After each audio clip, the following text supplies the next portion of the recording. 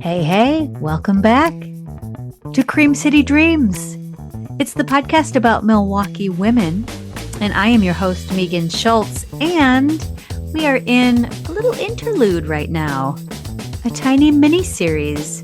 We just wrapped up the season 7 in April, all about women who've made incredible pivots in their lives to get them where they're at, and I'll be jumping right into a summer of joy, because we need some joy right now, and there are lots of women bringing the joy in Milwaukee. But before I do that, a short 4-parter every Wednesday in May, all about attention, our attention, where we put it, who gets it, who doesn't get it, who steals it, what steals it. And in fact, we're focusing specifically, yep, you guessed it, technology, screens, computers, watches, games, all the things that keep us and our eyes glued to a screen instead of to the world around us. I hope you'll stick with me for this 4-parter where I don't introduce a new woman every week, although I am bringing on a friend and clinical psychologist to talk about this with me, to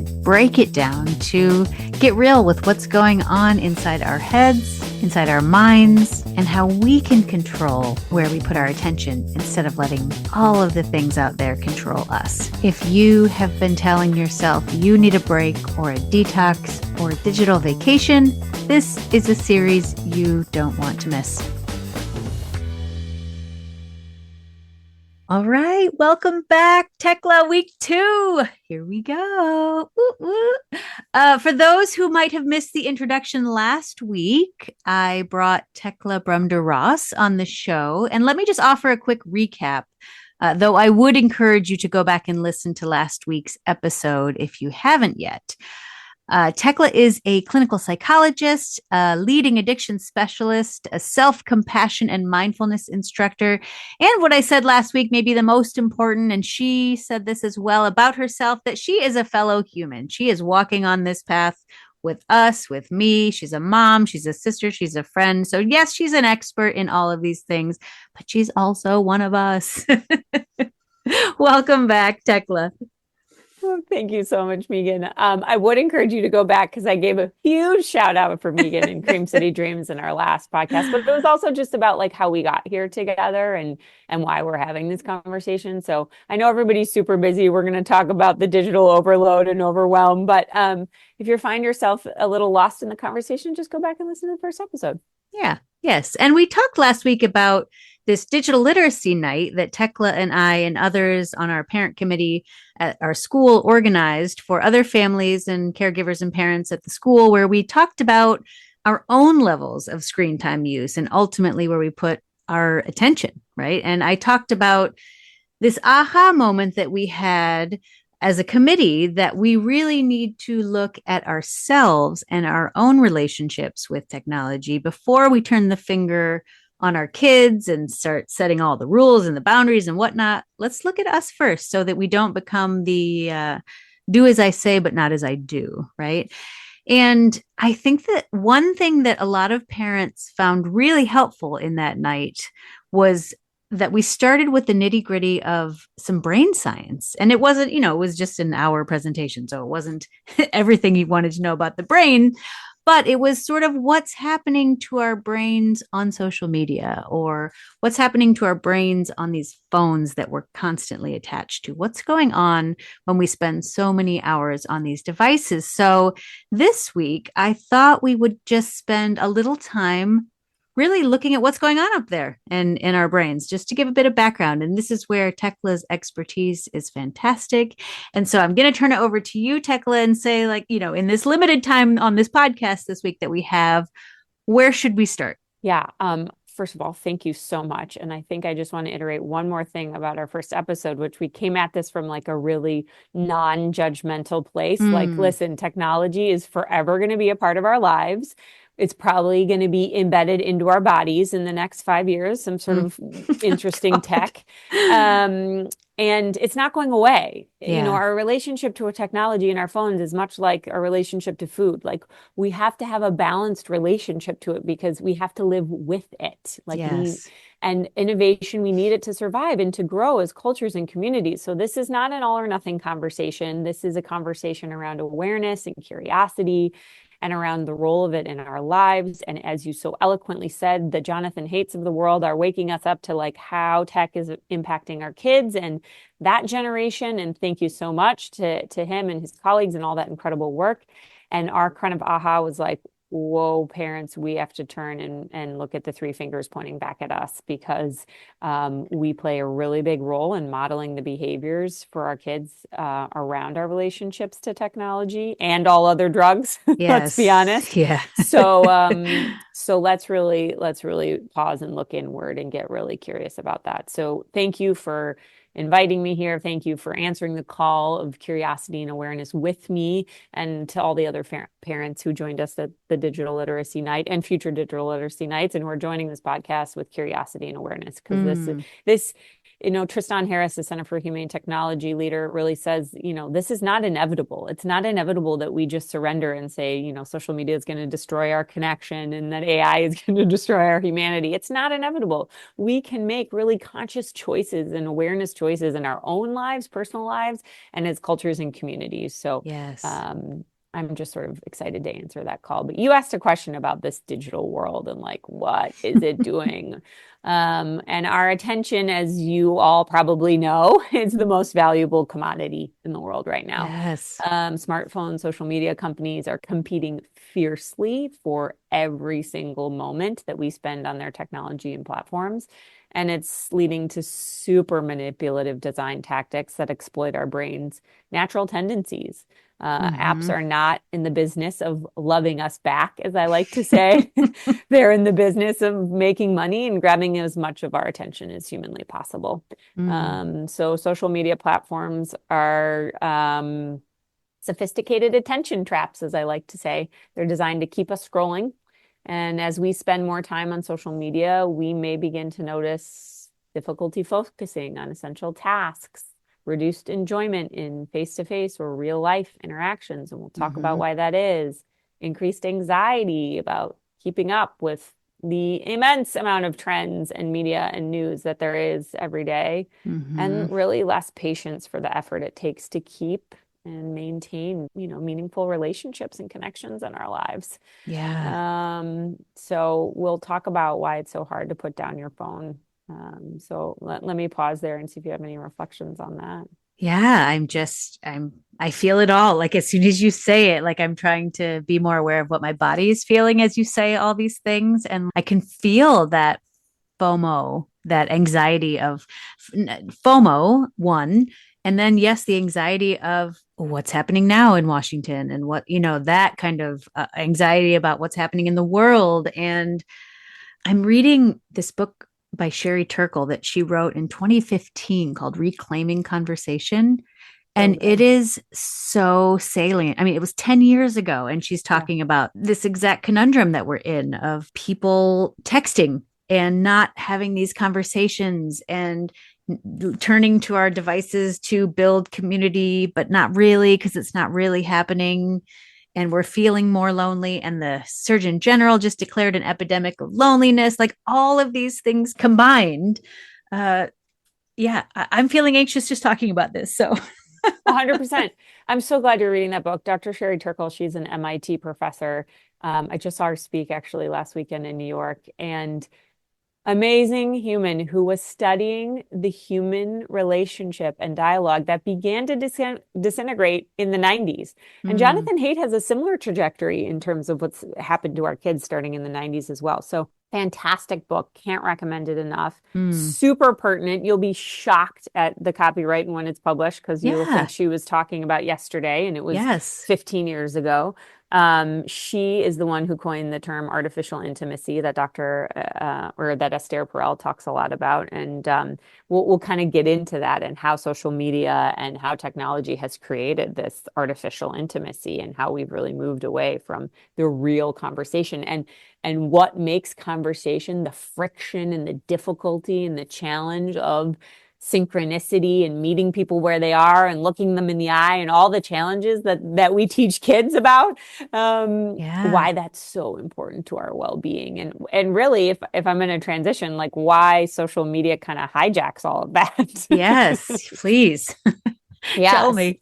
So social media really hijacks our brain's dopamine reinforcement system. So it turns off our frontal lobe, our executive functioning, and has us operating at sort of more primitive levels. Center for Humane Technology calls it the bottom of our brain stem. And it's really Mm. driven by our impulses. So that's not ideal. We don't really want to be driven by our impulses 24/7, or at least I don't. I don't know if others do, but No. every like, every comment, every notification is a dopamine roller coaster that gives you a super quick hit.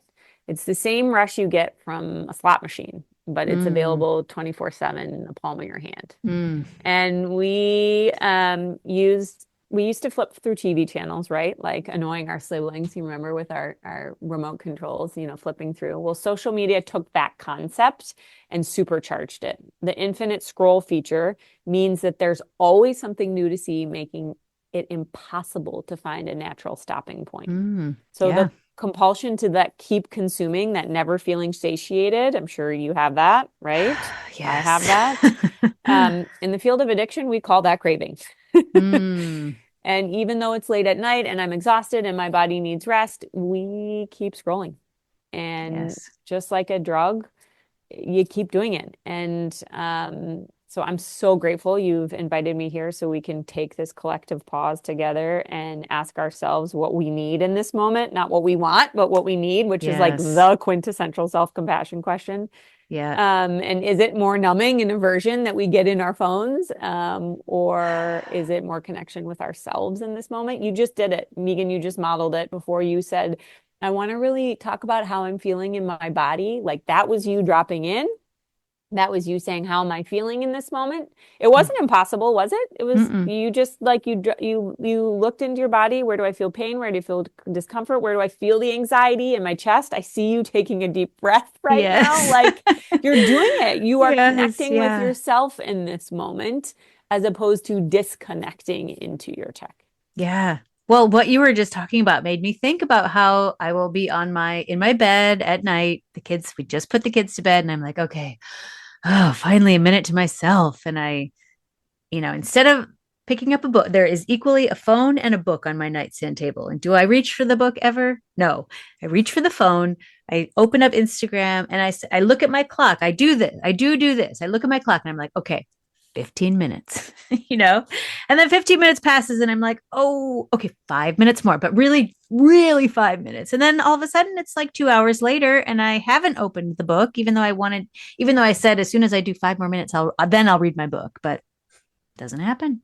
No, because that's what it's doing. It's intended to do that to you, to manipulate your brain, to go to your most basic and primitive impulses and to keep you coming back for more. That is what it's designed to do. So Yeah. you really have to, as my friend Jay, who wrote this beautiful book, Reclaim Your Mind, he talks about redesigning your spaces and places to like support you. So like not having your phone in the room Yes. when you're feeling impulse to grab it, or like for me, I'm like, phone cannot come into the bathroom. I need to go pee by myself. One, it's just gross. We all take our phone to the bathroom. It's just gross and they're Yeah. dirty. I can pee without my phone. I can take a moment to breathe. I can take a bath without my phone. Raise your hand, all of us who've dropped technology into the bathtub. We've all been there. Yep, it stinks. But it's just real. We have to like redesign our spaces and Mm. and we all know what it's doing to our sleep, right? And to our tech neck. And we're going to get into all this, what it's doing to our body. We know all these negative things, but are we doing anything different? It's sort of like drugs and alcohol. We know that it's not necessarily good for us, but we just keep doing it and consuming more. So why? Getting behind that and the values and Yeah. getting really curious about that. Can I just say a few more things about what it's doing to our brain for a Yes, second? please. I don't mean to send, and friends who are listening, we're not going down the doom page. We just want to get really clear about, okay, this is what it's doing to our brain so we can get curious about our habits. But you know that fun thing that Netflix does now where it starts the time clock? where Oh, if yeah. you're done Yeah. with an episode, it like starts time clicking. So do you know that they actually vary that time clock depending on the binge worthiness of the episode? So it goes quicker if it's more binge worthy content, and it goes slower if it's like a documentary. Oh, Um, interesting. yeah, so that's an example of like the click activates the most primitive part of our brains, and the algorithm learn what keeps you coming and engaged and serves you. It serves you endless content tailored for you. It's like having a personal drug dealer of your choice in your pocket, in your television, in your phone, in your tablet. And so what I want folks to away with around the brain science of social media is really this time warp, Megan. It's, have you ever opened TikTok, for example, for just a minute and suddenly an hour passed, right? That's by design. The Yeah. app's executives calculated that it takes 35 minutes of viewing to form a habit. And the very rapid, effortless dopamine release rewires our reinforcement loop, as I was saying earlier, just like drugs for a quick high, and a deep withdrawal, like you go deeper in withdrawal, which is why we feel worse after an Hmm. hour of scrolling, like you just said, or on Instagram, or a night of binging on Netflix. The average TikTok user opens the app 17 to 19 times per day, average, though that means a lot of people are doing it more, watches videos for 85 to 95 minutes per day, and most of their user base is under 35. Whoa. And the most liked videos are 30 seconds long. So watching 90 minutes per day means an incredible, incredible amount of stimulation. Yeah.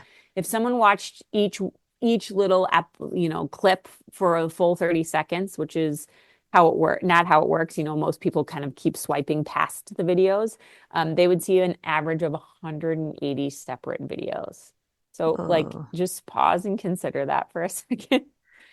Can we really process 180 plus videos per day in short periods of time, and prolonged exposure to that type of media and stimulation, like how that could be affecting our minds and our brains? yeah. And so TikTok provides a dopamine hit that you would get, for example, by dating.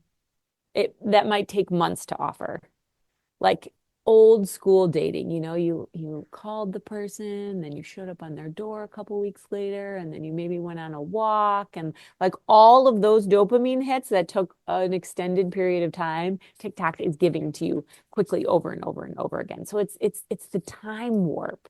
Hmm. And the question really becomes, Megan, like how much of our life do we want to dedicate to social media, knowing that it's altering our brain's reward system over time and hindering our ability to like connect with others, and, if I'm being honest, diminishing our joy for the real world. Like we're seeing a Yeah. lot of loneliness and depression. It's because the amount of dopamine hits we're getting on tech is rewiring our reinforcement loops so that the real world feels less enjoyable. Yes. And if that's happening to us as adults, I can't even imagine how what's happening to our children who are just, this is just their reality. Like at least, I'm a Gen Xer and I'm going to be 50 this year. I can remember what it was like just to not have phones ever, in my childhood, and just to have a childhood where part of what, well, the phones are just there and part of your reality, but then seeing your folks looking at this screen all the time, so you grew up thinking that that's just what we do. And yeah, I see that all of those three things that you mentioned, like altering our brain for sure. I'm thinking about just my ability to read a book for a long time. My ability, not even my kids. Let's not even Oh, talk about my kids' ability to read books.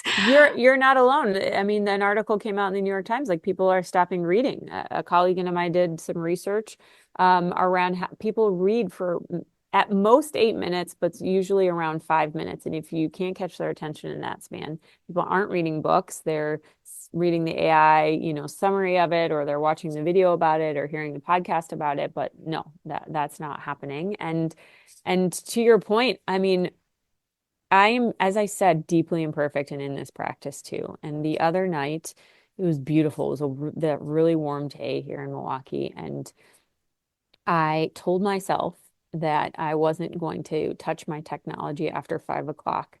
And I laid down on the couch, and I'm a doer. I'm like a type A, don't sit down kind of gal. And I just said, I'm going to let the light change, like watch the sun go down across my face Mm.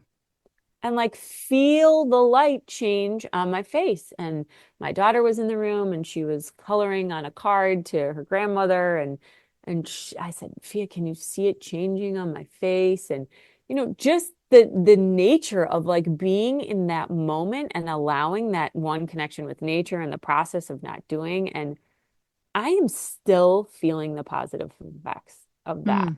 Hmm. Days later, I never feel the effects of being on technology days later in a positive way. Like, Mm.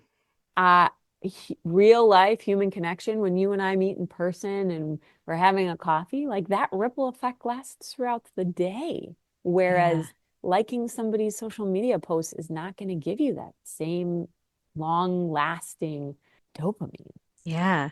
Or if anything, like I'm thinking about when I post something, say I post something about a podcast episode coming out, right? Because that's really the only reason I go on to post is about the podcast.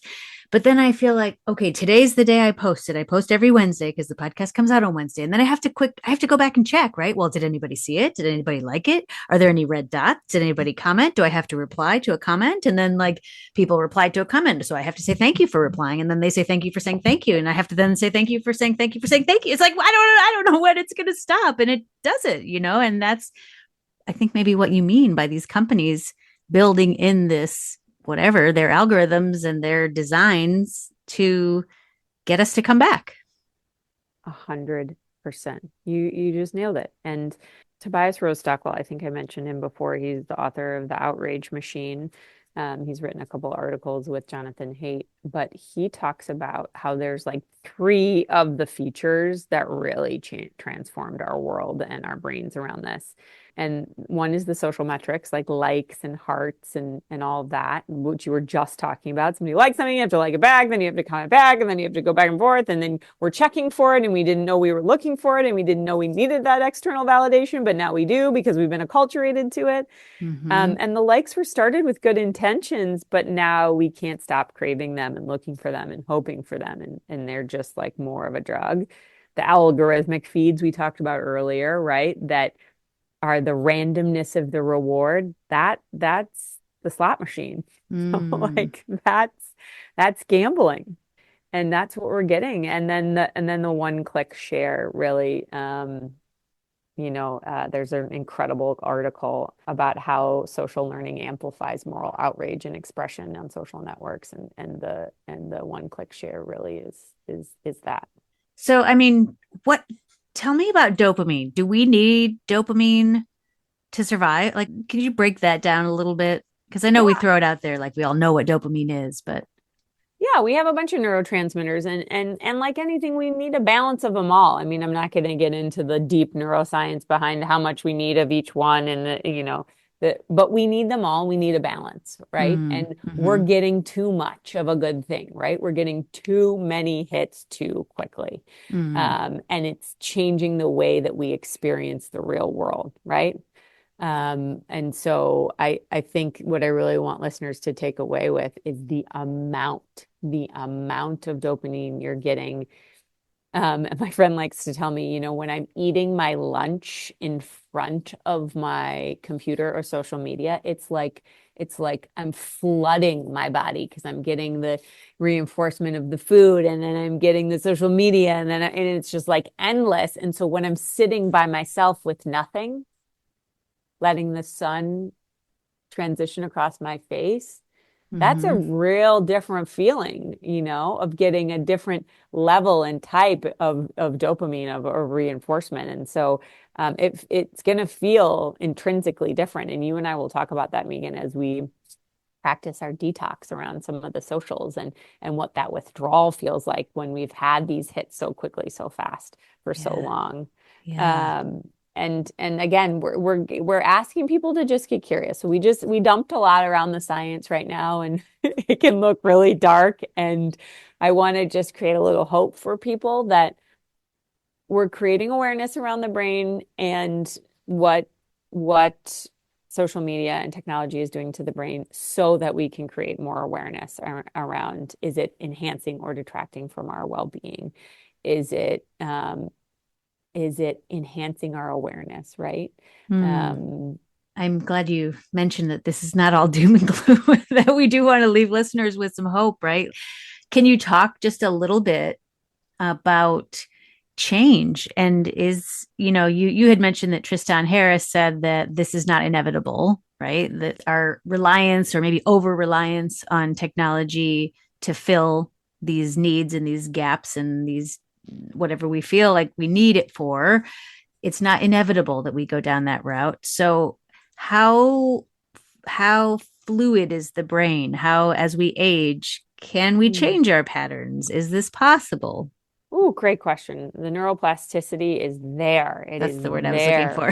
Yes. I knew there was a word for it. Yes. And actually incredible research done out of University of Wisconsin, and Richie Davidson and his team at Center for Healthy Minds.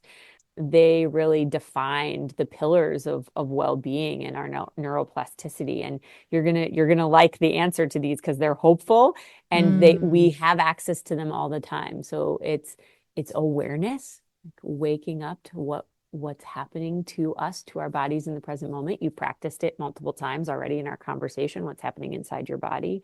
What am I hearing, seeing, using all your senses? What am I tasting? What am I smelling? Like it's awareness of what is happening in the moment. mm, Awareness, insight, having some insight of like, oh, is this slot machine 24/7 in the palm of my hand really helping me or hurting me? Like having some insight around that.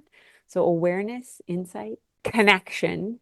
So do we want to be connected to our digital devices, or do we want to be connected to one another and to the mm, planet? So mhm. connection. And then the last one is purpose. Like, if I'm engaging in tech because it's connecting me to my purpose and I am helping, disseminate information about health and well-being through technology, great. But in balance with everything in life. So let me just review the four pillars of well-being based on neuroplasticity. So insight, awareness, connection, and purpose. And again, as I said, those come from Richie Davidson and his team at the University of Wisconsin. And they've studied the brains of long-term meditators, monks, and really looked at, is this a capacity that we have to be able to change? And is it malleable in our brains to be able to get healthy and improve? And it is. Like, there is hope. And Ugh, all those four things, don't you think, Megan, that we could practice those even just within our podcasts? yes. Awareness, Yes. insight, purpose, and connection. I mean, I think you've already done that in so many of your Cream City Dream podcasts. Yes, yes. So, yeah, I mean, that's probably a good place to pause because I do want us to really dive deep into some of that noticing, which I think comes into the self awareness, self compassion, mindfulness that we're going to talk about next week. But maybe as we end this segment about the brain, we could just ask our listeners to join us in really noticing their relationship to screens, how they feel, how their body feels, how often they do it, and not with an intent to change anything necessarily, or not with an intent to judge it. Like, oh, this is too much. I know this is wrong, or I should be doing this. Forget the shoulds, right? Let's knock the shoulds out of the vocabulary this week and just notice. Just notice. I love it. I love it. Just notice. There are places in your phone you can check in settings like how much time you spend on each app. There is now, most phones tell you how many times you pick up the phone in the day. Mm, Just let me normalize for folks so you don't feel bad, no shaming. That for most people, it's over 200 times a day that they pick up their phone. wow. Over Wow. 200 times a day. I'm going to say that again. And then you can look at your hours of your breakdown of how much time you spend on each apps. Like, is it email? Is it Instagram? What is it? So again, I love your invitation. Listeners, join Megan. We're going to notice. We're going to take some time noticing before our next episode around how we turn inward and really love ourselves in this process, right? Mhm. There's no shaming or blaming here. This is just getting curious, and we'll look at it together, and let's bring some of that data back. As I said, all data is good data, so bring some of that data back.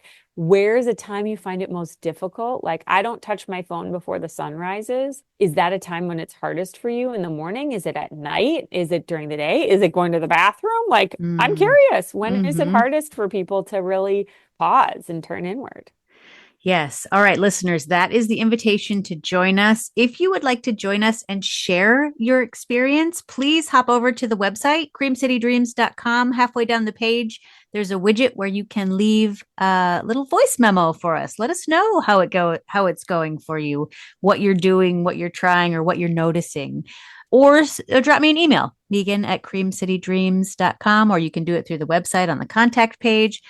But reach out. We would just love to hear how this is landing for people. Yeah, I would love to hear it. And feel free if people want to ping me.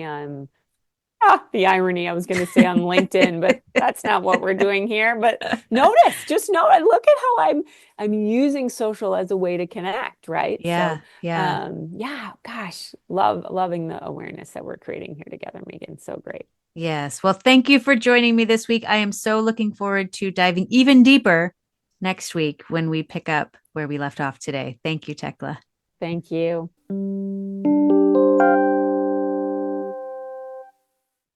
I hope you enjoyed this episode about the brain. Just a little snippet of what's happening up there, what's knocking around in these heads of ours while we are staring at screens, scrolling through social media, or flipping through all the episodes of White Lotus or Hacks or Severance or The Righteous Gemstones, whatever it is you are into. They have got us hooked, right? And why? I love understanding what is happening behind the scenes so I know what I can do to take back the reins. And if you are like, yeah, Megan, I already knew all this. I know what they do. I know about the algorithms. I know about the dopamine hits that we get from all these red dots. I know. And still, you are going to want to tune in next week when we start to talk about self-compassion and mindfulness around this and the neuroplasticity, which means that we can take some practices from that world and start to change our behaviors. So I hope you'll stick with us. We'll be back with a full episode next week, and check out on Fridays when I am still dropping the digest with tiny bits of inspiration to take you into the weekend. All right, Milwaukee. Until next time, keep on dreaming.